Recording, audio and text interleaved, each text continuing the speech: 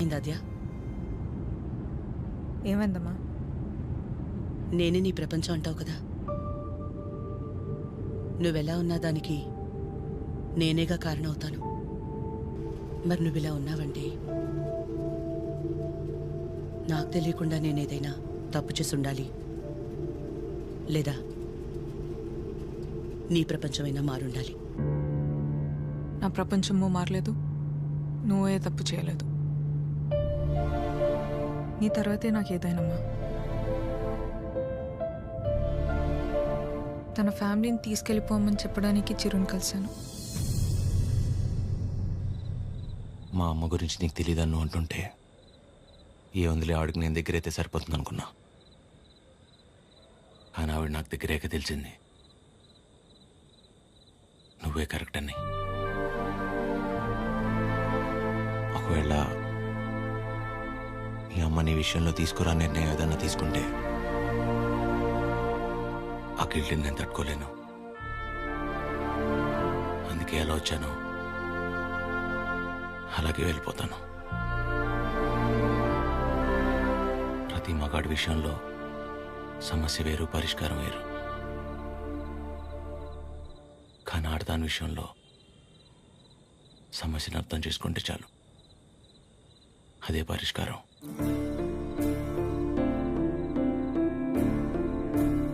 I miss you.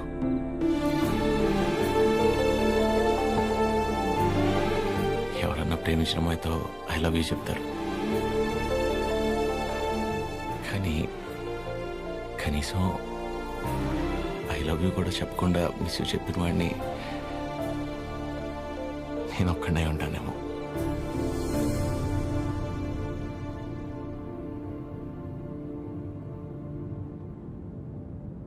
ఇప్పటిదాకా నేను ఒక్కదాన్నే నీ గురించి ఆలోచించాను, కానీ ఈ విషయంలో వాడు కూడా నీ గురించి ఆలోచించాడు. అనుకోకుండా ఆ తర్వాత రోజు ఏదేదో అయిపోయింది. అయింది చాలమ్మా. ఆంటీ వచ్చి ఏం నచ్చారు, అది నా దగ్గరే ఉండిపోయింది. కీర్తనకి ఇచ్చి పంపిద్దామని తీసుకొచ్చాను.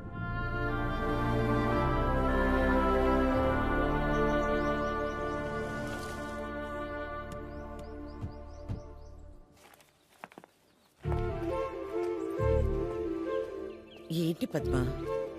ఎవరు? ఏంటి? ఎందుకు అలా నిల్చుని చూస్తున్నావు? రండి, రామ్మా. వెళ్ళి లోపలికి తీసుకురా. నువ్వు వెళ్ళు. పద్మ రండి, రామా కూర్చోండి. రా కూర్చో.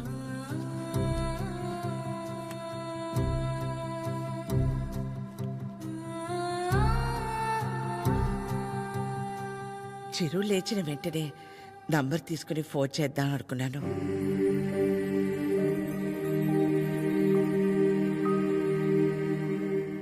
కాఫీ టీ ఏమైనా? పర్లేదు, థ్యాంక్ యూ. ఏమవుతు. కాఫీ టీ అంటే 10 నిమిషాలు పడుతుంది కదా. ఈ లోపు మనం ఎక్కడ ఏదో అడుగుతామని భయపడుతున్నారు. మనేమి అడగమని చెప్పేసి అది.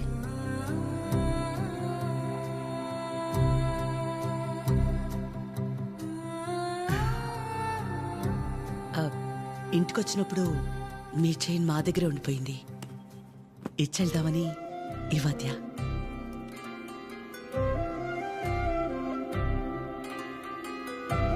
తొందర ఏముంది, తర్వాత అయినా ఇచ్చుండొచ్చు కదా. తొందరని కాదు, ఎలాగూ వస్తున్నాం కదా అని. నేను వెళ్తాను. అది పద్మ ఆగు, వాళ్ళు వచ్చారుగా. ఎందుకు అది ఉండి నేనుండబట్లేక ఏదో అంటాను, మళ్ళీ ఏదో అవుతుంది. నా వల్ల అయింది చాలదా? ఏదో బిడ్డవాడు కాబట్టి ఒక మాట కూడా అనలేదు. అదే వాడొచ్చి, పద్మమ్మ నేను నీ కడుపున పుట్టుంటే ఇలాగే చేసేదాని వాడిని ఒక్క మాట అనుండే నా ప్రాణం తట్టుకునేదా? అందరి మనసులో ఉన్నదే కదా అది. నేను బయటికన్నాను, అంత మాత్రానికి అన్నెన్ని మాటలా? ఆవిడ పేరేంటి?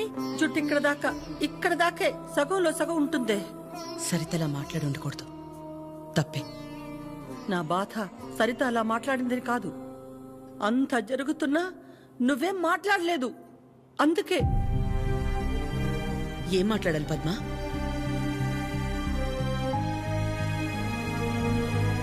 నా ప్లేస్లో మీరున్నా నాలాగే సైలెంట్గా నించునేవాళ్ళు. మీలా కాదు నా గతం. మీలా ఒకరికి 10 మంది లేరు నా గతంలో.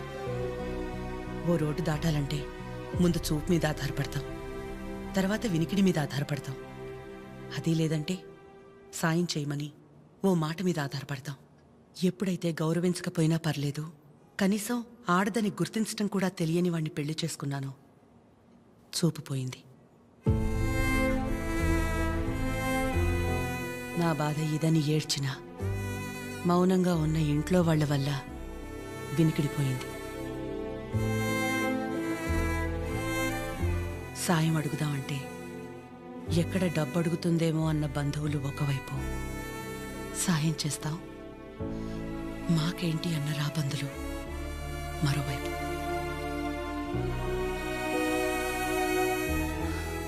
అయినా ఆగిపోకుండా ముందుకు నడిచానంటే ఒక్కో అడుగు ఎంత నరకమై ఉంటుంది. ఒకరిని నమ్మడం, దగ్గరవడం కాదని తెలిసి మనం బాధపడ్డం ఎందుకని నమ్మడమే మానేశాను. చాలా కాలం తర్వాత మీ చిరుని నమ్మాను, మీకు దగ్గరయ్యాను. మళ్ళీ అదే అంటే ఆ రోజు నేనేం మాట్లాడాలని ఎక్స్పెక్ట్ చేసావు పద్మ? వకుల, నువ్వు ఒక్కదానివైనా మేం 10 మంది అయినా పిల్లల విషయంలో మనం అందరూ ఒకటే.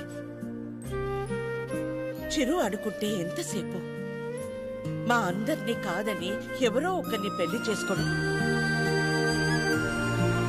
ఆద్య అనుకుంటే ఎంతసేపు, కానీ మా అమ్మ 100% కరెక్ట్.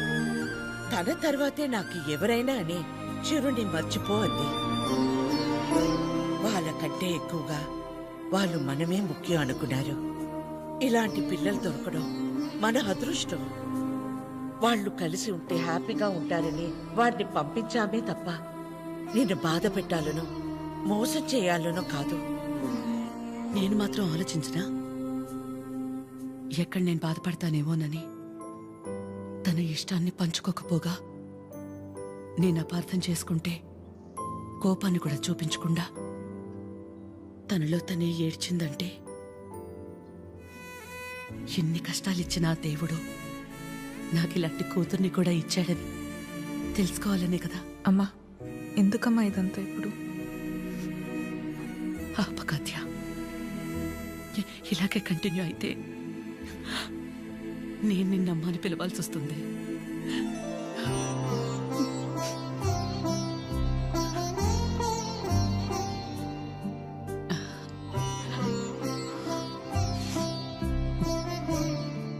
అందరూ ఒకవైపు, మనం మాత్రం ఒకవైపు ఉంటే ఆ బాధ ఎలా ఉంటుందో నాకు తెలుసు. అలాంటిది ప్రవళిక విషయంలో ఒక్కతే ఉంది తన పక్కన. చిరు వెళ్ళి నించున్నప్పుడే నాకు అనిపించింది తనందరిలా కాదని.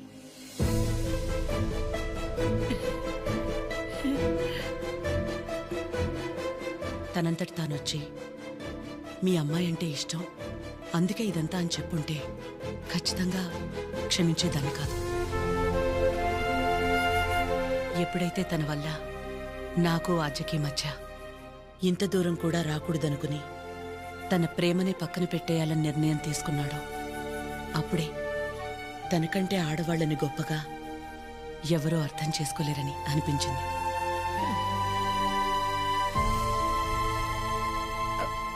అంత అనిపించిందంటే మా చిరుకి మీ ఆద్యాన్ని ఇచ్చేవచ్చుగా. నీకంటే బాగా చూసుకుంటాం మీ ఆద్యని. చిరు ఆద్య జంట చూడముచ్చటగా ఉంటుంది. పెళ్లి చేసేద్దామండి. వాడు బాధపడితే మేము చూడలేం. ప్లీజ్ ఒప్పుకోండి. బాధ ఏంటండి బాధ? మన అందరం ఇక్కడ నించుని వాడి గురించి ఇంతగా ఆలోచించి ఇంతలా ఎమోషనల్ అయి మాట్లాడుకుంటుంటే వాడు లోపల ప్రశాంతంగా నిద్రపోతున్నాడు. వాడికి ఏం బాధ? మళ్ళీ దీనికి వచ్చింది. ఏ బాధ లేదు, ప్రేమ లేదు. పదమ్మా వెళ్దాం. ఏంటమ్మా అందరం ఒకటయ్యాక ఈ ఆడాళ్ళని ఎవరండి నిద్రపోయింది? ఎవరండి నిద్రపోయింది? 4 నెలలు అయింది నిద్రపోయింది. ఏ ముహూర్తాన్ని చూశాను, అప్పటి నుంచి నాకు నిద్రలేదు. కళ్ళేంటి ఎర్రగా ఉన్నాయంటే షాంపూ పడిందని అబద్ధం చెప్పుకుంటూ తిరుగుతున్నాను. చిచి, ఇప్పుడు దాకా నా పెళ్లి కాకపోవడానికి కారణమైన మీరు అందరూ గొప్పోళ్ళు. అసలు పెళ్ళే వద్దని ఈవిడ గొప్పది. ఇదిగో తినుందే, ప్రేమించినోడు ఏమైపోయినా మా అమ్మే నా సర్వస్వం అనుకున్న తిను ఇంకా చాలా గొప్పది. మీరందరూ గొప్పోళ్ళు, నేను ఒక్కడే తెంగరోడిని. అరే చిన్నపిల్లోడు, అమాయకుడు ఇలా అయిపోయాడని కనీసం కనికరం లేదా మీకు? మీ ఆడాలతో యుద్ధం చేసే అంత శక్తి నాకు లేదు. మిమ్మల్ని అర్థం చేసుకునేంత జ్ఞానం ఏ దేవుడు ఏ మగాడికి ఇవ్వలేదు. ఒకటే అనగలను, ఆడాళ్ళు మీకు జోహార్లు. అతే అతే అతే, ప్లీజ్ ప్లీజ్, మీ అమ్మాయి నాకు please, please, please, please, please, please,